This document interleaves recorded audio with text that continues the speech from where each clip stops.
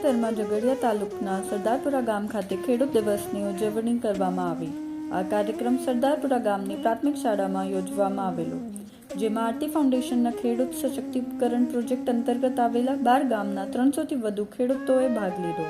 આ પ્રસંગે ખેડૂતોને તેમના શ્રમ અને કૃષિ ક્ષેત્ર અભિનવ યોગદાન માટે સન્માન કરવામાં આવ્યું। આ કાર્યક્રમમાં 12 ગામના ખેડૂતોએ પોતાની ખેતીમાં કરેલા નવીનીકરણ વિશે બધા સાથે અનુભવોની લેનદેન કરી। ખેડૂત દિવસના પ્રસંગે એક ખેડૂત મહાસંઘ બનાવવાનો સંકલ્પ પણ લેવામાં આવ્યો। ફાર્મબ્રિજ ફાઉન્ડેશનના અધિકારીઓ ખેડૂતોને પ્રાકૃતિક ખેતી અને સંગઠન મહત્વ વિશે માહિતી આપી। ખેડૂત ભાઈઓ તથા બહેનોને પર્યાવરણના સંરક્ષણ માટે પ્રતિજ્ઞા પણ લેવડાવવામાં આવી હતી।